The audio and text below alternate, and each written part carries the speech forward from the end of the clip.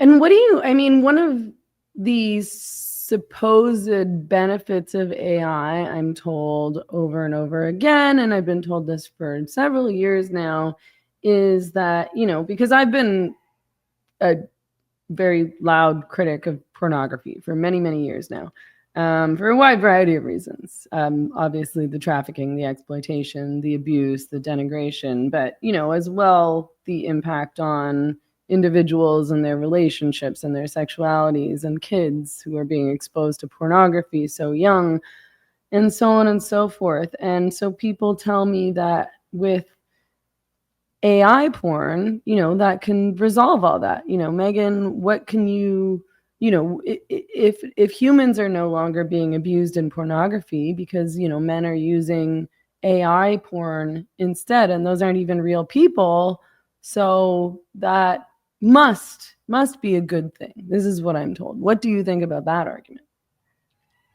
What pops to my mind is the difference between somebody who has an Amazon drone delivery every week of their OxyContin versus a heroin addict who actually has to go out and have adventures and maybe even steal things to get their dope. They're both bad. Yeah. And definitely the guy who's having the Amazon drone delivered OxyContin is less of a menace to society by and large, at least in theory. But as far as a life story goes, I mean, it's kind of hard to imagine a Jim Carroll or an Irvin Welsh writing great novels about junkie culture, about some dude who's sitting there, chewing up oxys that is drone delivered while he's watching, AI synthesized porn, but doesn't have any interest in it because he's so high. I think, again, you could quantify it and probably come out on the other end of saying, okay, who's it? The chick Ayla, the courtesan of the effective altruist or rationalist community.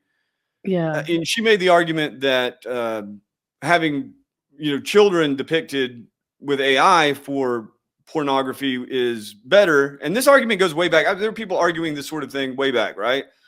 And around sex robots and sex dolls too, like that, Yeah. we should give child sex dolls to pedophiles so that they don't hurt, real children, for example. I mean, I think if you had a system like that where they blew up, like they exploded,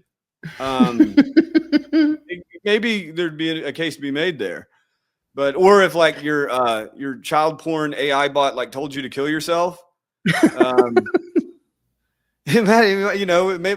the great filter could have the benefits. I get the argument, but for me, you're basically just normalizing something that's really fucked up. Like people who are really fucked up, you're basically just giving them something, that's really fucked up. People said this back in the 80s and 90s. I remember the libertarian argument for child pornography was that if you did that, if you just made that legal, then people wouldn't actually molest children. And I kind of see it like heavy metal music and especially like that really dark black metal type music, which I admittedly like. But it does, like heavy metal, or just to put it generically, metal music is amplifying. It is expressing mostly male aggression and resentment or will to power and all this, and it's expressing something that's there, but it's amplifying something that's there too. And when you get into like the really like dark stuff about cannibalism or satanic sacrifice or, sadism or any of these sorts of things, is it really exercising the demons or is it amplifying the demons? Is it feeding the demons? And I think that by and large, it's amplifying. By and large, it's feeding the demon. I've fed my demon with many a metal album. And I think that's, is it, are you better for it having worked it out? I don't know, but in general, whether it's drugs, whether it's AI porn, whether it is AI pals, all these sorts of things, it is meeting a need that was already there, I guess, but in general, again, like at the other end, do you have something beautiful? Do you have something good? Do you have something that is true? Is a human being who is, completely immersed in these things a better person?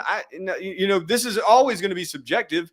You're never going to convince a transhumanist that these things aren't beautiful and good. They just feel that way aesthetically. And so we are always going to be at war with them, and they are always going to be at war with humanity as we know it.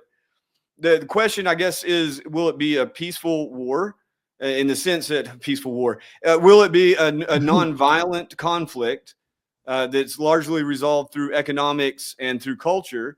Or will we end up one day, like Hugo de Garis predicted, will we one day in the fairly near future have human beings going to, world war over the creation of, digital technologies that exceed human intelligence, or go to war over whether or not the anti-cyborg racists should be able to eat anything other than bugs? So I don't know. I just know that where it stands right now, it is basically at a culture war level. And what we have to do is just establish where the lines are for ourselves, and with any luck collectively, and just say, this is it. You can't go any farther. Yes, I'll take your smartphone. No, I will not take your sex bot. Yes, I will take your antibiotic. No, I will not take your gene therapy. These sorts of things. And the thing is about that, it will be very different from one individual to the next and from one community to the next. But I do think now is definitely the time to start drawing lines, because the people who are creating and deploying these things aren't thinking about your lines other than how to break past them. Yeah.